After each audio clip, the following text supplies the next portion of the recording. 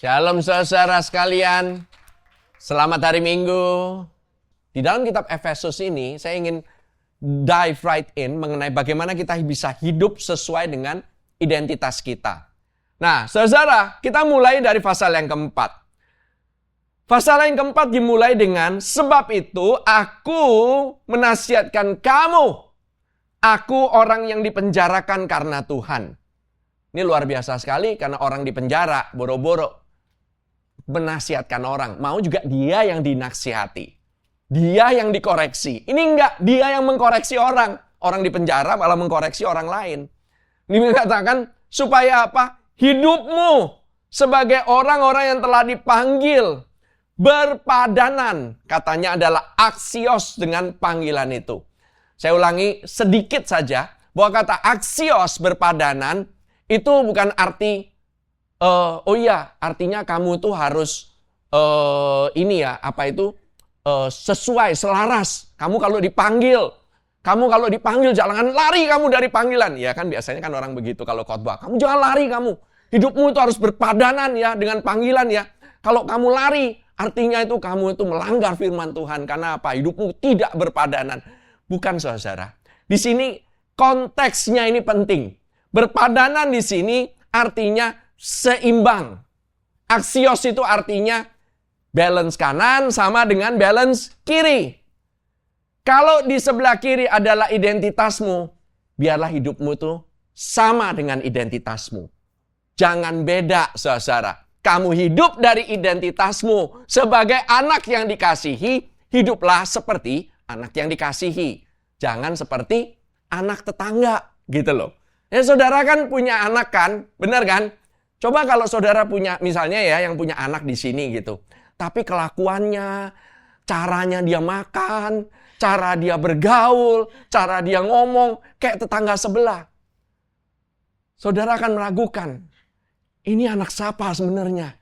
Anak sendiri apa anak tetangga? Ya dong, kan bingung gitu loh. Oke, jadi saudara, karena kamu mempunyai Bapa yang mengasihi, maka kamu hidup di dalam kasih. Sebab itu kan dimulai. Rasul Paulus memulai. Sebelum dia memulai setiap perintahnya, jangan berbuat ini, jangan berbuat itu. Dia mendoakan saudara, supaya saudara berakar di dalam kasih. Dari akar itu muncullah buah yang sama dengan akarnya. Kalau pohonnya jeruk, harusnya buahnya jeruk. Jangan pohonnya jeruk, buahnya stroberi. Aneh, saudara. Oke? Nah, saudara, saya nggak akan mengulangi pasal yang keempat ayat yang pertama. Karena saya harus maju. Kalau nggak maju-maju. Oke? Artinya, kita ini nggak hidup dengan caranya kita harus bayar balik. Tuhan kan sudah kasih anugerah. Saya bayar balik. Saya harus membalas kasih Tuhan. Saudara tahu nggak? Saudara nggak bisa membalas. Tidak bisa membalas kasihnya Tuhan sama sekali. You cannot pay it with your life. Nggak bisa, saudara. Saudara, kalau saudara mau nyatakan rasa syukur saudara kepada Tuhan, saudara hanya cukup dengan menerima. Menerima itu artinya apa? Saudara percaya kan sama orang yang memberi. Kalau saudara nggak percaya sama orang yang sudah memberi, itu sama dengan saudara bilang, pemberianmu nggak cukup. Makanya saya nggak percaya. Benar kan? Saudara, kita harus lihat ya. Biarlah kehidupan kita itu mencerminkan siapa sesungguhnya diri kita. Siapa kita? Kita adalah anak yang dikasih oleh Tuhan. Duduk di sebelah kanan Allah Bapa. Nah, oke, saya lanjutkan. Setelah itu, dari hidup yang berpadanan, contohnya apa sih hidup yang berpadanan itu? Bukan artinya hidup yang pelayanan terus, bukan. Bagaimana kamu bisa melayani kalau kamu sendiri perlu dilayanin sebenarnya? Benar kan? Kamu itu hidup itu bukan dari apa yang kamu kerjakan, maka kamu itu identitasmu. Di sini kalau saya tanya gitu ya.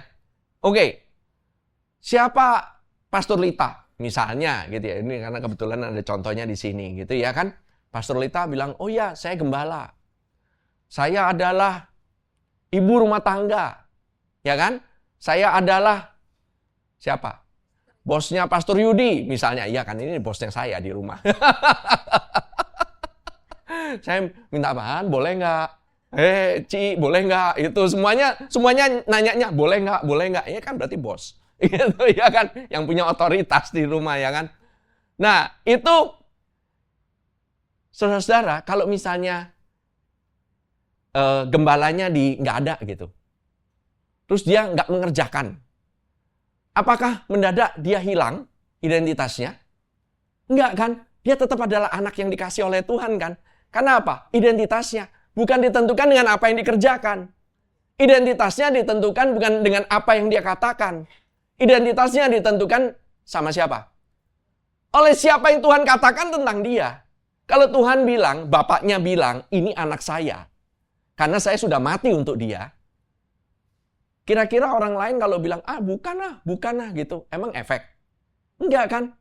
Makanya kita nggak bisa hidup karena pendapat orang lain. Biarlah kita hidup karena apa yang Tuhan katakan mengenai diri kita. Oke? Nah, oke. Nanti kita akan bahas mengenai hal ini. Makanya nomor 1, pertama-tama, kalau dibilang, apa yang harus saya kerjakan? Apa dong, Pastor? Apa dong? Saya udah terima kasih karunia. Apa yang harus saya kerjakan? Nomor 1, hendaklah kamu selalu rendah hati. Paling susah kan? Loh, ini kan saya udah kerjain. Gimana caranya saya mesti disuruh rendah hati? Saudara tahu nggak, rendah hati itu paling susah. Apalagi kamu udah mencapai ini. Orang kan semua pingin bangga dengan apa? Pencapaiannya. Nggak ada orang itu, apa yang saya bisa lakukan. Apa yang saya sudah lakukan. Saya ini punya titel. Saya punya uang segini. Itu bangga. Bangga by itself is okay. Tapi kalau kebanggaanmu menentukan siapa dirimu, mungkin saudara perlu kembali lagi kepada kasih Kristus. Karena kita tanpa kasih Kristus, kita ini bukan apa-apa loh. Di luar dia itu kita nggak bisa berbuat apa-apa. Amin.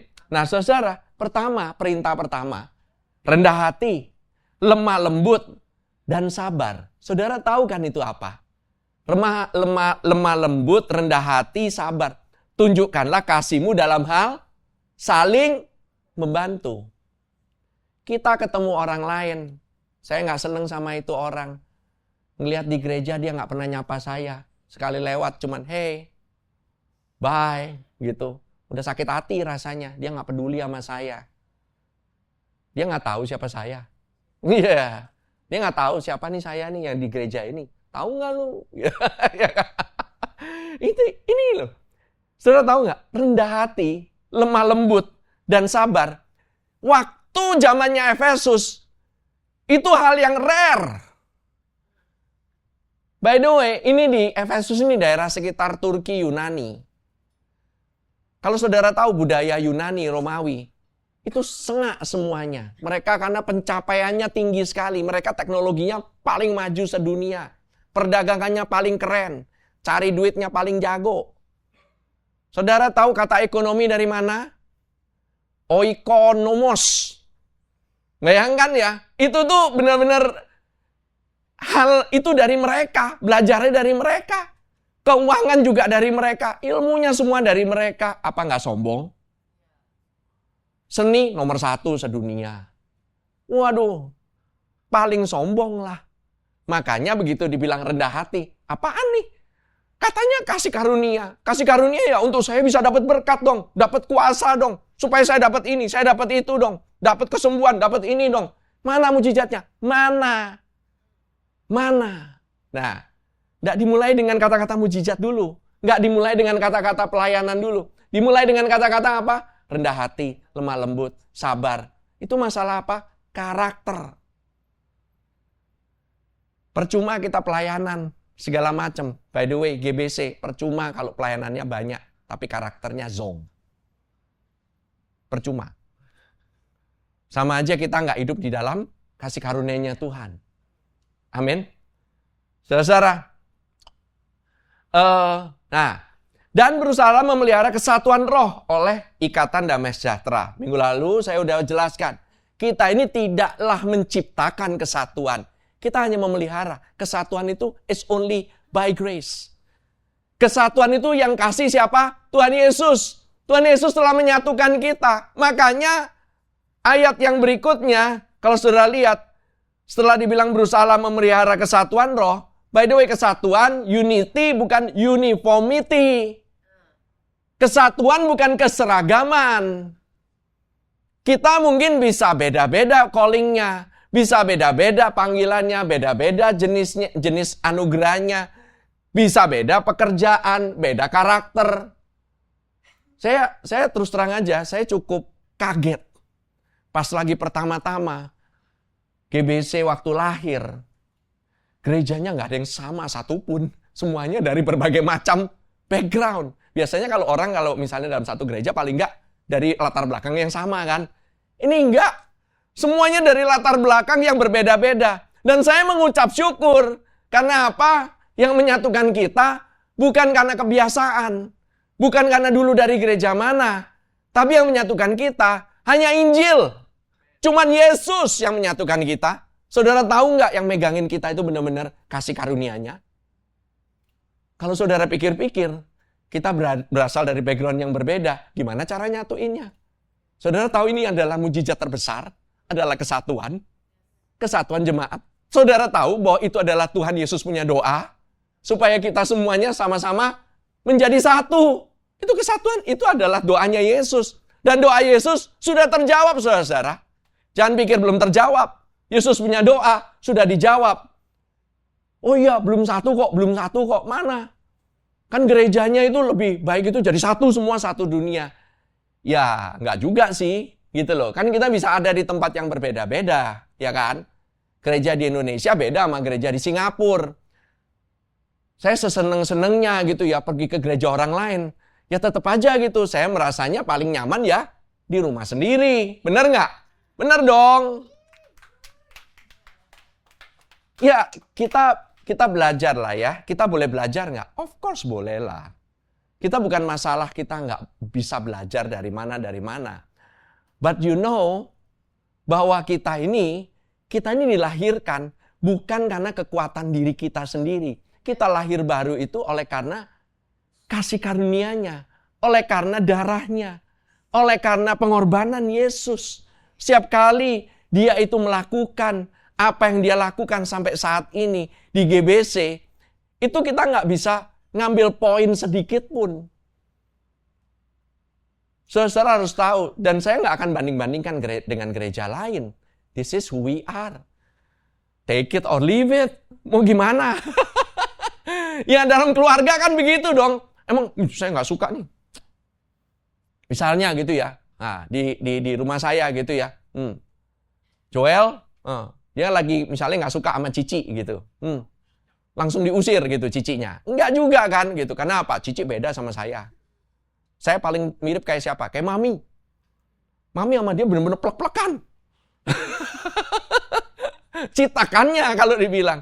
Tapi bukan berarti istilahnya anggota yang berbeda itu kita harus keluarin kan dari kakak. Kan enggak juga. Gitu loh. Ya kan? Lihat ya. Saudara kalau perhatikan pasal 2 sampai pasal 6. Ngomongnya satu. Ada apa? Satu tubuh. Ayat 4 sampai 6. Satu roh. Sebagaimana kamu dipanggil kepada satu pengharapan. Satu Tuhan. Satu iman. Satu baptisan. Satu Allah. Dan Bapa dari semua. Saudara bisa pelayanan penjangkauan sejauh apapun. Tapi kalau berantem di gereja sendiri, itu masalah yang besar. Artinya, kita nggak siap untuk kasih tahu diri kita. Ego lu kegedean. Ego gua kegedean. Makanya kita nggak bisa ngobrol. Ya kan? Kan itu aja kan permasalahannya. Punya ego. Nggak mau ngomong. Gua nggak mau ngomong sama dia. Dia hari Minggu juga nggak ngomong sama gua. Ngapain gua ngomong sama dia? Saya tahu nggak banyak amin ini di sini. Saya tahu. Susah untuk menerima hal ini. Makanya dibilang satu, saudara-saudara. Selera musik boleh beda. Gaya ibadah juga boleh beda. Usia boleh beda. Suku juga boleh beda. Status ekonomi juga beda. But our identity never built on that. Identitas kita hanya dibangun di atas dasar Kristus, titik. Itu tok, saudara-saudara. You know, a church, gereja, itu bukannya orang kayak tentara gitu, baris sama semua. Gereja itu kayak orkestra. Orkestra itu banyak alat musiknya. Coba kalau semuanya main drum. Kan udah kayak topeng monyet. Dang dung dang dung dang dang dung dung dang dung. Ya cuman gitu doang. Ya dong. Kabur orang. Ya kan? Tapi untunglah di gereja ini adalah simfoni orkestra yang dikendak oleh sang maestro, the master, Jesus himself. Dan dia mengendalikannya, bukan mengendalikan lah ya, mengarahkan, menyatukannya dengan penuh kasih. Dia tahu banyak yang orang di sini juga, maksudnya kita, saya, juga saya lah, jangan pakai orang lah ya. Saya, ini orang punya ego. Egonya saya, kadang-kadang nggak mau turun, kegedean. Terlalu sombong untuk mengakuin kesalahan. Ya kan, kita ini orang paling susah untuk ngakuin kesalahan. Tapi kalau udah benar, kalau bisa orang lain juga diinjak-injak. Orang lain kita judge. Just to prove that we are right. Saudara-saudara, sekarang Rasul Paulus dia ngomongin mengenai pelayanan. Tahu nggak? Setelah disatuin, diperlengkapin. Betapa baiknya Tuhan. Dia nggak ngasih ngomongin mengenai, kalau gitu, karena untuk menyatukan semuanya satu. Saya kasih namanya mujizat ini, mujizat itu. Ayo Tuhan, kasih mujizat. Supaya jemaatmu berubah. Enggak loh, dia kasih pemberian. Tahu pemberiannya Tuhan apa? 5 pemberian.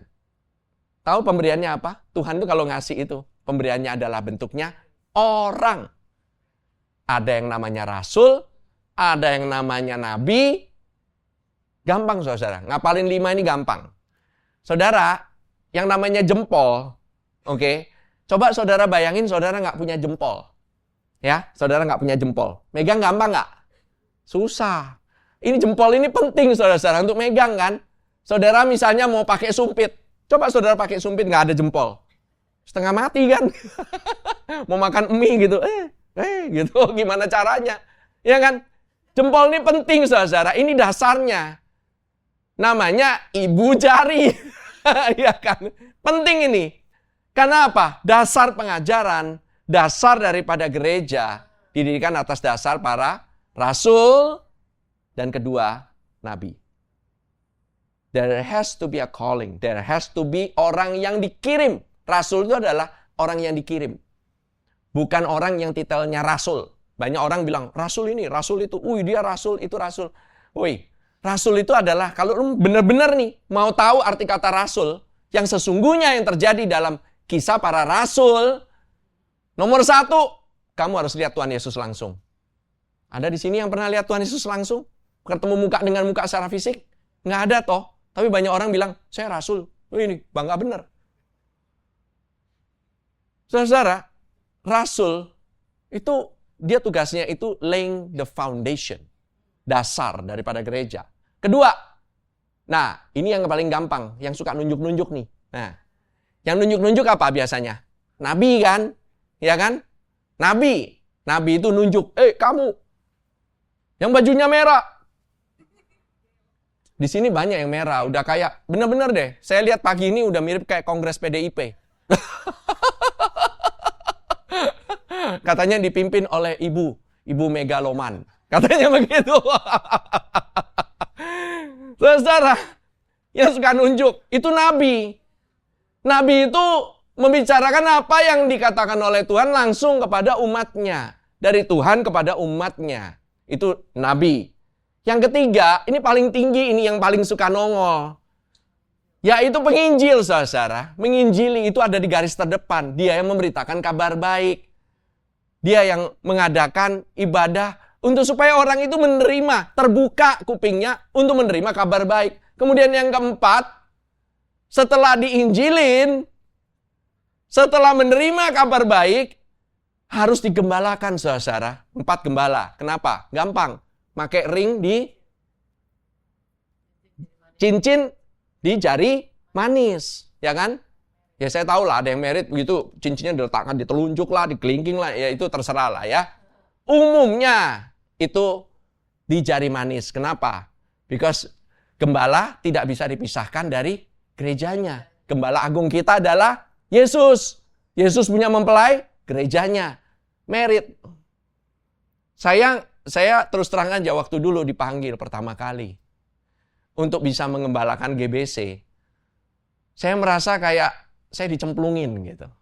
Terus terang aja, bagi yang udah tahu nih ya, yang awal-awal mendirikan GBC sama-sama, itu benar-benar saya kayak dicemplungin. Karena apa? Gak ada lagi. Siapa yang mau mengembalakan? Ya kan? Tapi saya tahu Tuhan panggil saya dan saya tahu Tuhan mau memperlihatkan kepada saya bahwa Dia sanggup mengubahkan manusia. Saya tidak sanggup. Makanya Dia mau tunjukin ke saya. Makanya, oke, saya terima. Karena apa? Panggilan gembala itu nggak main-main, saudara. Nggak kayak, ya udah, saya mau check out ya. Saya CEO-nya, saya berhenti jadi CEO. Langsung check out. Nggak bisa, saudara. Nggak kayak begitu. Nah, gembala yang terakhir, yang paling kecil. Ini pengajar, saudara. Dan ditulisnya gembala dan pengajar. Teachers and shepherds itu diberikan kepada kita. Mengapa? Pengajaran itu penting, saudara. Kayak dalam hari ini, saya memberikan pengajaran bagi saudara. I preach to you the good news, but I also teach the word. Saya going line by line, very slow. Ini kita melakukan yang namanya expository atau eksposisi. Eksposisi ini saya bukakan firman Tuhan dari firman Tuhan. Kalau saudara nggak ngambil dari firman Tuhan, nanti saudara ngambil dari quote yang ada di sosmed. Kebenaran quote di sosmed, kalau nggak diterapkan dengan benar, nggak ada konteks daripada firman, itu saudara jadi ngaco. Tahu tugasnya gembala dan pengajar, itu paling berat. Make sure ajarannya nggak ngaco. Tahu nggak tugasnya pastor? Pastor is to feed.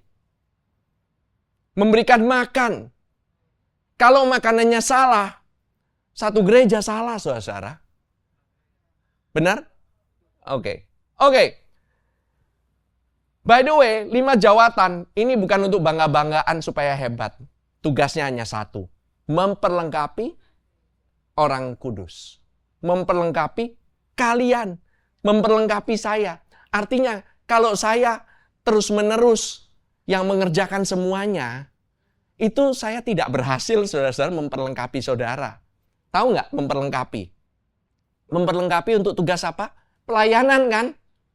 Kalau saudara tidak masuk ke dalam suatu bentuk lah ya, di dalam gereja. Saudara tahu kan di dalam gereja ini kita banyak yang bisa dikerjakan, bukan? Makanya saya ngajak saudara kan, kenapa ada grup ini, kenapa ada grup itu, supaya kita bisa ngobrol. Apa yang namanya di rumah ya? Di rumah kan kita perlukan orang untuk bantuin satu dengan yang lain, ya kan? Ini kita ngomongin mengenai kontribusi kita sebagai anggota keluarga, ya kan? Benar dong, gitu loh istilahnya. Ini saya ngomong aja sebagai orang aja di dalam kerjaan aja, kan perlu saling berkontribusi satu dengan yang lainnya kan, you know? Church ini kan bukannya nonton bioskop, gitu loh. Nonton kelar, dibahas, dikritik filmnya, kemudian ditinggal. Enggak, saudara. Church is a home. Ini kita punya rumah. Rumah kita berantakan, ya kita perbaikin kan. Saudara tahu orang yang paling biasanya di rumah itu paling disebelin ngapain? Komplain, tapi nggak pernah kerja. Bener kan? Iya, kita semua juga tahu itu. Iya kan? Nah, kalau gereja ini rumah, you know, ya jawab sendirilah. Gitu loh, oke? Bukan saya yang ngomong. Oke? Nah, saudara, it's better, saya terus terang aja, kalau saudara tidak ada tidak ada kemauan atau tidak ada, udahlah saya nggak mau sama sekali gitu. You know, it's not your fault. Ujung-ujungnya kembali ke saya, saudara. It comes back to the pastor. The pastor needs to memperlengkapi Kita akan memperlengkapi saudara-saudara. Kita akan memberkati saudara-saudara dengan pengajaran. Supaya saudara-saudara mengalami yang namanya kasih Kristus. Kalau saudara ngalamin yang namanya kasih Kristus, ujung-ujungnya saudara udah kebanyakan gitu ya. Nggak mungkin saudara nggak melakukan sesuatu. Orang yang dikasihi dengan begitu luar biasa. Karena pelayanan sebenarnya adalah kelimpahan dari orang yang sudah mengalami kasih Kristus. Amin. Oke, terus kita masuk ke bagian yang berikutnya. Jadi, pertumbuhan kita di dalam kerohanian kita itu bukan supaya kita ini jadi lebih pinter. Secara alkitabiah kita pinter banget, keren banget gitu kayaknya. You know why? Tujuannya apa sih? Diperlengkapi dalam pelayanan, saudara diajar. Karena Efesus 4 ayat 14 katakan, apa coba? Kita lihat ya, Efesus 4 ayat 14, yaitu sehingga kita bukan lagi anak-anak yang diombang-ambingkan oleh rupa-rupa angin pengajaran, saudara. Oleh permainan palsu manusia dalam kelicikan mereka yang menyesatkan. Saudara harus tahu ya, identitas kita itu perlu saya beritahukan kepada saudara. Secara terus-menerus, sampai saudara enek gitu ya ibaratnya mengenai identitas saudara dan mengerti mengenai identitas saudara. Supaya apa? Supaya saudara stabil. Karena saudara tahu nggak? Di luar itu banyak pengajaran. Banyak pengajaran juga aneh-aneh.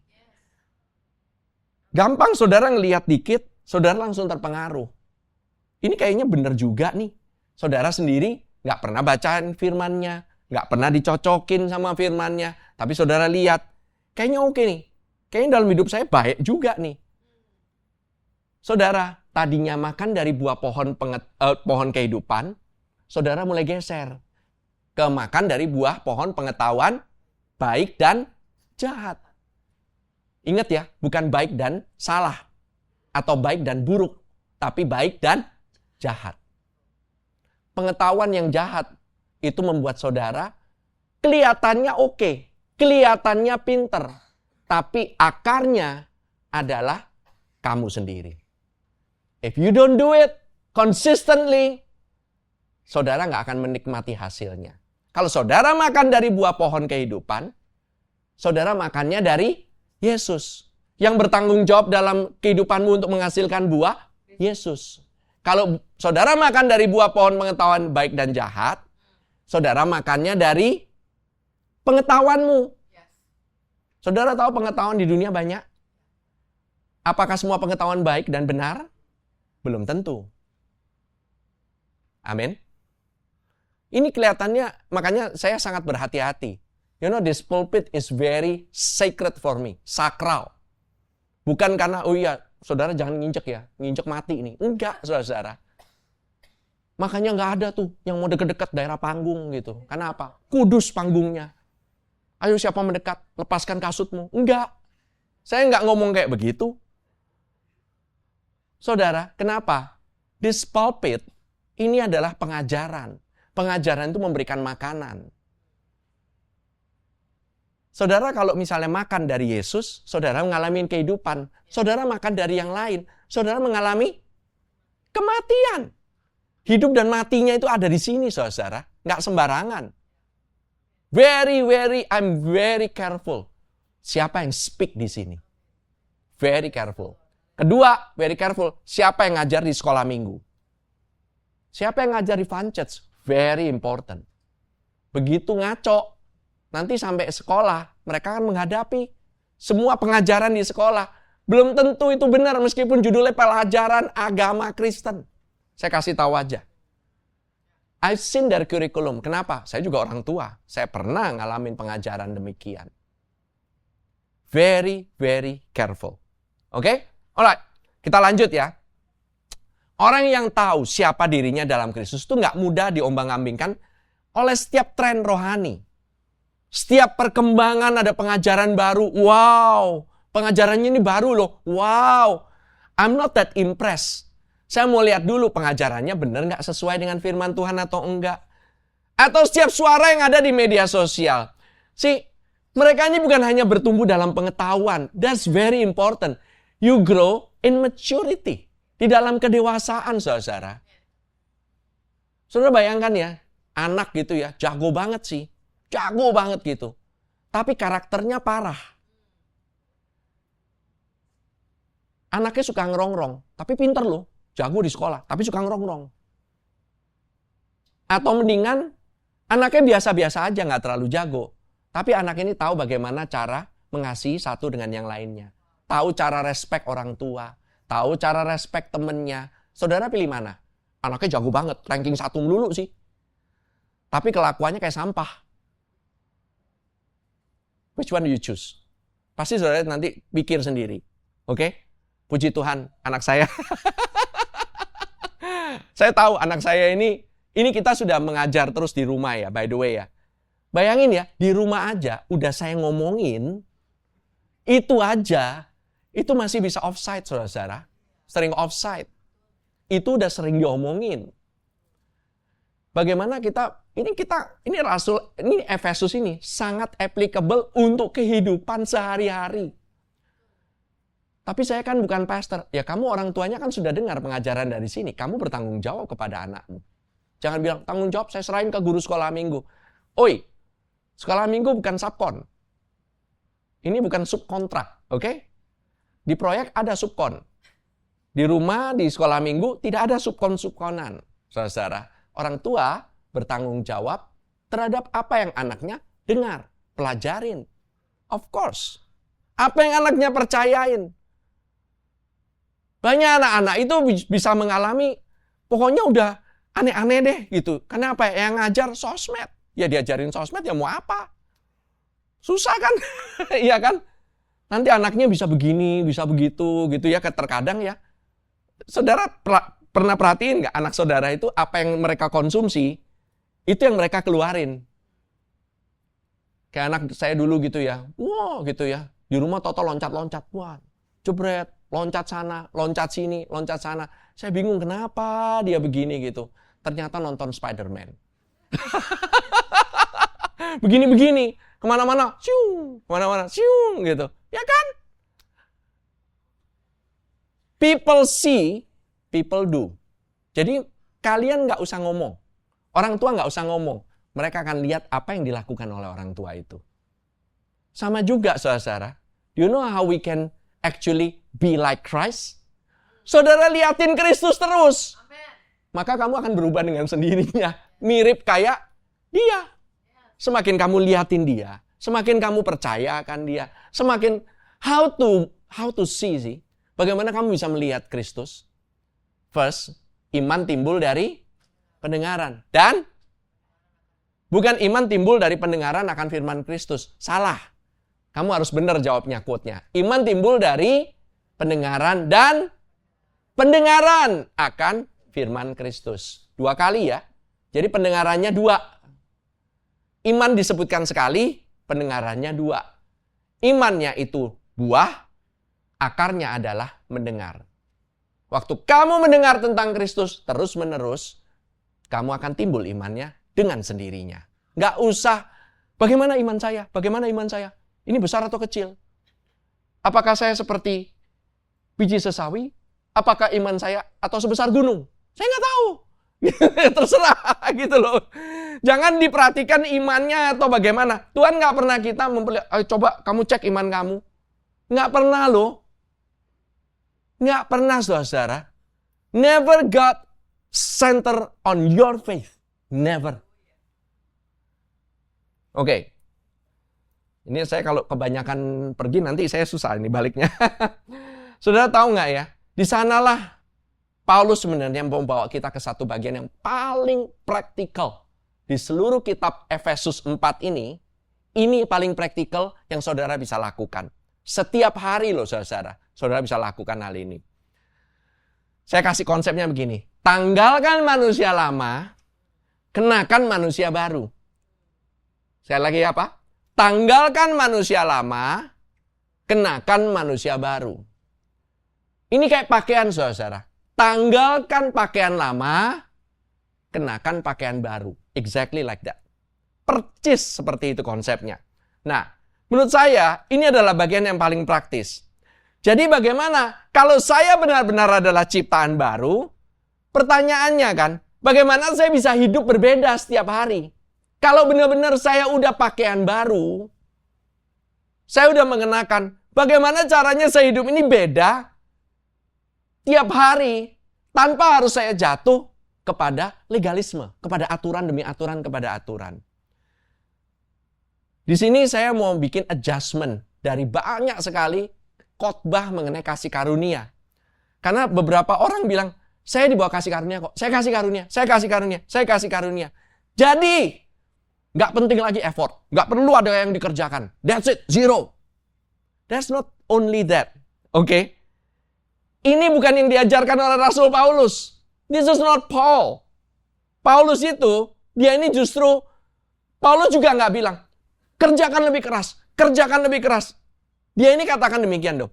Oleh karena Kristus sudah memberikan kamu identitas yang baru, bekerja sama dong dengan Roh Kudus yang sudah ada di dalam kamu. Itu yang Paulus itu katakan. Sekali lagi ya. Kalau kamu sudah punya identitas yang baru, Roh Kudus ada di dalam kamu dong. Pertanyaannya, kamu mau kerja sama atau tidak? Itu.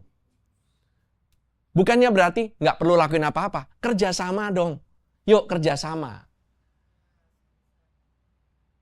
Saudara-saudara bayangin ya, di rumah nih. Saudara mau keluar kota. Nih ada satu anak di rumah. Biasa ada tuh, satu anak di rumah. Yang pas disuruh, siap-siap dong. Nggak pernah mau siap. Saudara bayangin ya, udah mau keluar kota nih. Ayo dong kita mau jalan.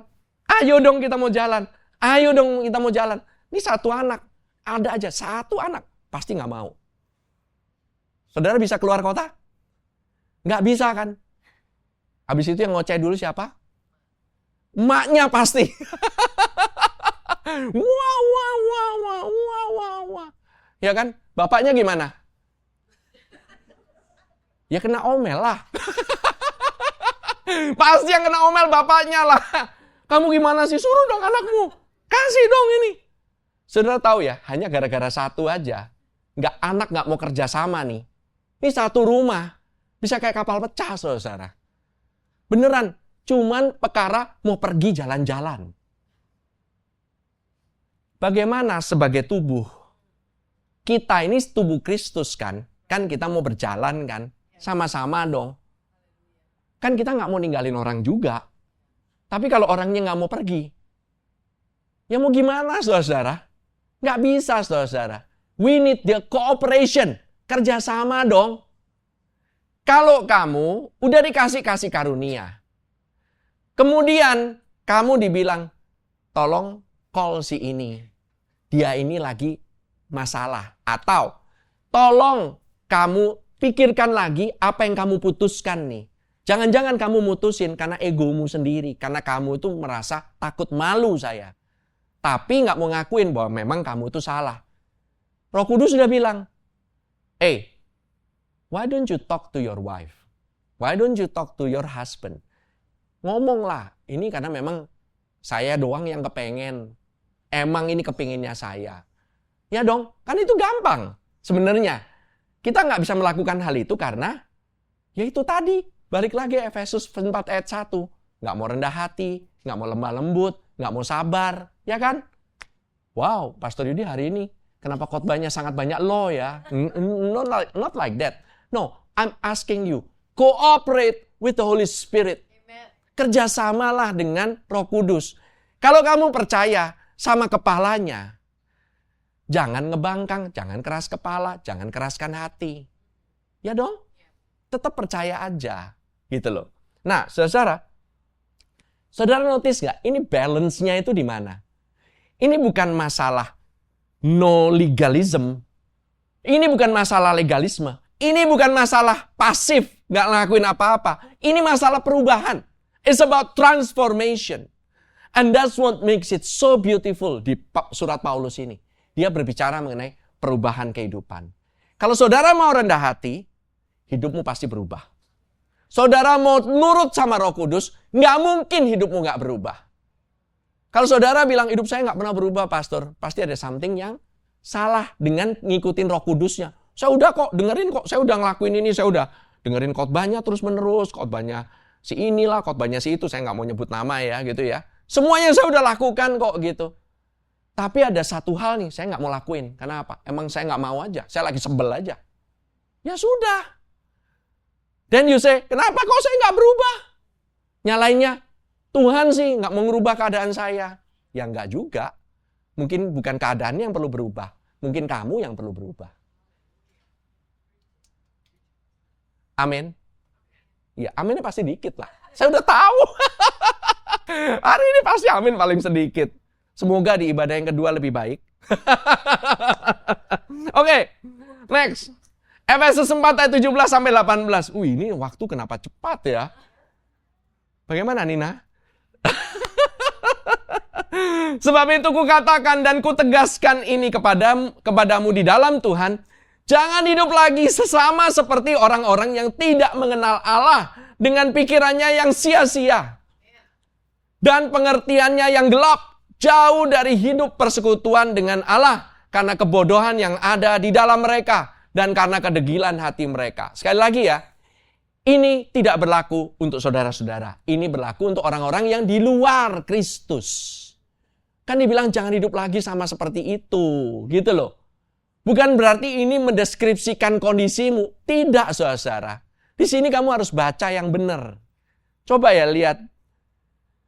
Paulus itu nggak pernah berkata, jangan berbuat dosa lagi. Enggak loh. Never said that. Dia bilang apa? Jangan hidup lagi seperti yang dulu. Kenapa? Karena kita ini keadaannya udah berubah. Dulu kamu hidup tanpa Kristus. Kamu kan dulu hidup tanpa Kristus dong. Kamu hidup tanpa Kristus. Kamu ada permission nggak? Kamu perlu permisi nggak untuk melakukan segala sesuatu? Kamu perlu license nggak to sin? Perlu nggak izin untuk berbuat dosa? Ya nggak perlu juga.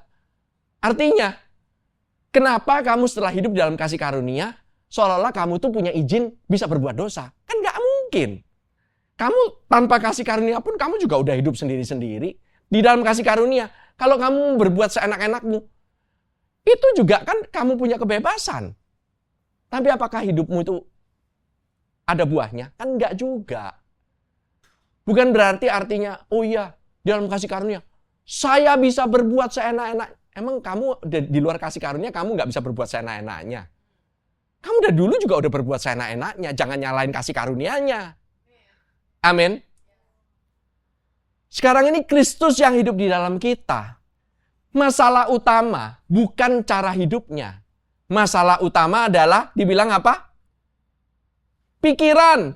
Tidak mengenal Allah itu pikirannya yang sia-sia. Bukan hidupnya, pikirannya sia-sia. Terus, pengertiannya gelap. Terus, jauh hidup dari persekutuan dengan Allah karena kebodohan. Tahu nggak kebodohan? Dalam hati.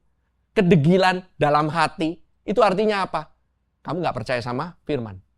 Kamu nggak percaya sama Tuhan. Ya kan? Hidupnya kita namanya orang believers. Kita ini orang yang percaya. Nah, saudara, sekali lagi, masalah paling utama, cara berpikir. Bukan cara hidup. Paulus ini ngomongin mengenai pikiran, mengenai pengertian, mengenai hati. Karena apa sih? Injil pertama-tama mengubah cara kita melihat diri kita dulu sendiri. Melihat diri kita. Dia itu mengubah. Mengubah cara berpikir kita tentang diri kita. Mengubah apa yang ada di dalam hati kita mengenai diri kita. Kalau kamu hidup dalam constant condemnation, hidup dalam perasaan guilty terus-menerus, kamu merasa tertuduh terus-menerus. Itu kan cara hidup seperti itu happy. Hidup dengan constant terus, kayaknya aduh saya nggak benar, saya nggak benar, saya nggak benar. Itu berarti ada yang salah dengan cara kita berpikir. Bukan yang salah Tuhan, karena dia nggak mau ngubah kehidupan kita. Tapi yang salah adalah cara kita berpikir, saudara. Amin. Salah satu prinsip terbesar dalam kitab Efesus, Paulus itu nggak bilang gini, hiduplah berbeda, dan kamu jadi manusia yang baru. Enggak. Dia nggak ngomongin demikian. Kamu itu sudah manusia yang baru. You are a new creation. Sudah. Sekarang berhenti hidup seperti manusia yang lama. Ya kan? Kamu itu sudah manusia yang baru. Urutannya ini penting ya. Ini bayangin. Ada anak yatim. Udah bertahun-tahun nih. Hidup di panti asuhan. Di panti asuhan selalu berebutan kan? Berebutan makanan. Selalu takut untuk ditinggalin orang. Suatu hari, dia diadopsi oleh sebuah keluarga yang sangat sayang sama dia. Secara hukum, statusnya hari itu setelah dia diadopsi, dia adalah anak bukan? Anaknya keluarga itu bukan? Secara hukum loh, tertulis kan? Statusnya hari itu berubah nggak? Berubah. Sekarang dia anak, dia bukan lagi yatim, dia punya orang tua.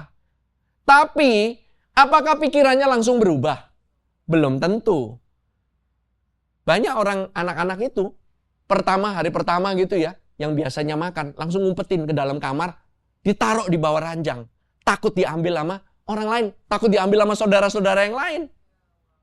Takut dia. Kenapa? Identitas secara hukum sudah berubah, pola pikirnya masih kebawa yang lama. Bukankah sering kali kita ngomong kayak begitu ya? Tuhan udah katakan, engkau anakku. Tapi kamu berasa kayak, kok kayaknya Tuhan gak ada ya? Kayak saya ini anak yatim ya. Ya kan? Kalau kamu bilang, kayaknya Tuhan gak kelihatan. Ya berarti kamu bilang, saya ditinggalin sama Tuhan. Betul? Kan itu perasaan kita. Kenyataannya, sudah diterima belum? Sudah. Sudah jadi anak belum? Sudah. Amin. Terus kita terus-menerus setiap hari, kita ini mencari terus penerimaan. Tuhan sudah berkata, kamu ini sudah diberkati. Sudah bukan? Atau akan diberkati? Sudah. Tapi tiap hari kita hidup dalam ketakutan terus. Kayak besok mendadak saldo jadi 0. Iya kan? Kita kan berasa kayak gitu. Waduh, gua hidup kayak besok itu 0 gitu. Tuhan gak bakalan pelihara saya. Saya gak tahu nih berapa hari ke depan makan apa enggak gitu. Saudara jangan pikir itu orang yang gak punya uang ya. Orang yang punya uang, pemikirannya sama. Saudara tahu, orang kaya aja bisa mikir. Gila ya saham turun. Udah besok kayak gue jatuh miskin. Bener. Itu yang saya hadapi, saudara-saudara. Saya sering lihat kayak demikian. Ya kan? Ini sekedar intermezzo aja. Waktu kecil, ya kan? Kita udah biasanya hidup yang ini ya, kebiasaan. Kita les kumon. Waktu kecil kita les renang. Waktu kecil kita suka les matematika. Kecil kita les nari. Sekarang udah dewasa. Kita les sugar. Kita les saldo. Kita les ice. And kita les sleep. So sorry, awok. Ya gitulah. Itu jokes bapak-bapak. Saudara bayangkan ya, kebiasaannya les, saudara-saudara. Kecil udah biasa les, gede juga masih les. Oke, I will close with this. Efesus 4 ayat 22 sampai 24. Yaitu bahwa kamu berhubungan dengan kehidupan kamu yang dahulu harus menanggalkan manusia lama yang menemui kebinasaannya oleh nafsunya yang menyesatkan. Yang dipermasalahkan adalah kebiasaan manusia lama ya. Bukan masalah perbuatannya, tapi kebiasaannya. Menyesatkan. Supaya kamu dibaharui di dalam roh dan pikiranmu. Dan mengenakan manusia baru yang telah diciptakan menurut kehendak Allah di dalam kebenaran dan kekudusan yang sesungguhnya. Perhatikan ada 3 perintah. 3 doang perintahnya. Pertama, tanggalkan manusia lama. Kedua, perbaharui roh dan pikiran. Yang terakhir, kenakan. Tanggalkan, diperbaharui, kenakan. Oke? Saya tadi bilang, sama kayak pakaian. Pakaian itu sesuatu yang dikenakan. Manusia yang lama itu bukan kita lagi. Kita hanya pakaian lama yang masih kita pengen pakai. Saudara paling enak itu pakaian lama kan? kaos lama, daster lama, itu paling enak. Daster lama yang sudah bolong, itu banyak ventilasinya kayak AC. Semakin bolong untuk masak, itu semakin enak. Karena masak itu gerah. Saya nggak bilang istri saya pakai daster bolong. Tapi kalau daster nggak ada bolongnya juga aneh kan? I'm sorry ya kids ya. You guys probably don't know what your ini ya. Kenapa mama ya pakaiannya ya di rumah ya dasternya bolong-bolong masih dipakai. Kenapa Daddy ya itu kaos yang sama gitu ya udah berapa tahun kagak pernah diganti. Warnanya dari putih sampai off white. Ceritanya off white. Ya kan trending kan. White jadi off white. Ini kan lebih keren. Gitu ya. Tapi bolongnya tambah banyak gitu. Si Paulus ini bilang ya, kamu ini bukannya jangan, you're not killing manusia yang lama. Bukan masalah membunuh manusia yang lama. Kenapa tau nggak? Manusia lama kita itu telah digantung. Gantung nih pakaian lama. Pakaian lamamu itu sudah digantung di atas kayu salib 2000 tahun yang lalu. Oleh Kristus telah disalibkan manusia lama kamu. Jangan tarik-tarik lagi, udah digantung, diturunin lagi, dipakai lagi. Jangan. Sudah digantung 2000 tahun yang lalu di atas kayu salib. Kalau mama-mama ngelihat suaminya ngelihat kaosnya bolong-bolong, udah kepingin dibuang langsung. Ya kan? Bener kan? Lihatnya kenapa sih? Kenapa nih orang demen banget pakaian yang lama? Kebanyakan orang kan bilang, nyaman. Kita sudah terlalu nyaman dengan kebiasaan manusia yang lama. Kebiasaan gak percaya, kebiasaan mengeraskan hati, egonya, kebiasaan, aduh ngeliatin orang lain kayak gini gua gak seneng. Aduh gua gak bisa kayak begini, aduh gua gak bisa kayak begitu. Gak mungkin lah gua bisa kayak begini. Saya gak mungkin bisa diberkati, saya gak mungkin bisa kayak begini. Saya udah kayak dari dulu sampai sekarang kayak begini terus. Tanggalkan. Lihat pakaian lamamu, manusia lamamu sudah digantung di atas kayu salib. That's why kita lakukan perjamuan kudus. Mengingat bahwa manusia lama kamu sudah digantung di atas kayu salib. Jangan diturunin lagi saudara. Stop wearing the old creation. Kita ini tidak menjadi benar karena berbuat benar. Kita ini berbuat benar karena kita sudah dibenarkan di dalam Kristus. Kita ini sudah dibenarkan dalam Kristus. Ingat ya, status baru perilaku. Yang kedua, saudara diperbaharui. Di sini banyak orang salah mengerti. Paulus nggak ngomong, rohmu harus diperbaharui, rohmu harus diperbaharui. Enggak, dia katakan, di dalam roh dan pikiranmu. Di dalam bahasa aslinya, in the spirit of your mind. Artinya apa? Pemikiranmu, caramu berpikir. Roh kita ini sudah lahir kembali. Tapi pikiran kita harus terus-menerus diperbaharui. Sebab itu Roma 12 dan ayat yang kedua katakan, janganlah kamu menjadi serupa dengan dunia ini, tetapi berubahlah oleh pembaharuan pikiran, budi. Do you know that? Di dalam perjanjian lama maupun saudara cek sendiri. Cek, ya. Kalau saya salah, saya boleh dikoreksi. Gak ada namanya bertobat dari dosa. Tidak pernah ada. Coba saudara bisa cek sendiri. Pertobatan dari dosa. Yesus katakan bertobat dari dosa-dosamu. Gak ada di Alkitab. Yang ada adalah perkataan bertobat. Sebab kerajaan Allah sudah dekat. Artinya apa? Berubahlah pikiranmu. Bertobat itu metanoia. Berubah pikiran. Implikasinya yes. Bahwa kita harus gak mau deket-deket lagi sama dosa. Itu adalah akibatnya.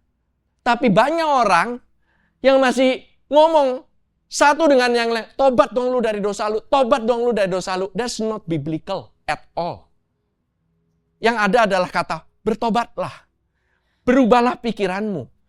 Berubahlah pikiranmu ke arah mana? Percaya dong sama Yesus. Jangan percaya lagi dengan apa yang dulu kamu percayai. Percaya pada kebenaran firman. Itu yang dimaksud. Berubah itu kalau melalui tekanan. Itu berubahnya cuma sebentar. Kayak saya gitu. Kamu ya, Di WC ya, jangan lama-lama. Bentar lagi nih, kamu kalau ini saya tinggal. Nih, itu tekanan kan? Mengalami tekanan saya. Mengalami tekanan. Saya berubah hari itu. Kenapa? Takut ditinggal.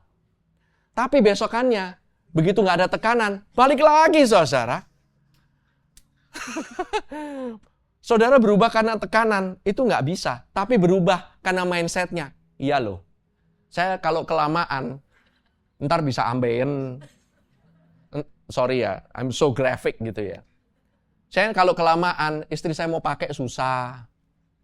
Habis itu kalau kelamaan, banyak waktu yang terbuang. Itu salah satu contohnya kan, gitu loh. Saya sudah berhasil belum?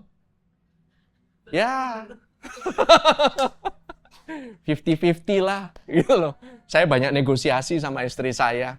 Pokoknya detik, kamu bilang, saya mau pakai, saat itu juga, kelar. I want to use means I want to use right now. Ya kan? Gitu, saya nggak bisa ngomong apa-apa. Kenapa? Kita berubah. Karena saya sayang sama dia. Ya dong, lebih enak kayak begitu kan, bukan karena saya ditekan. Gitu loh. Amin.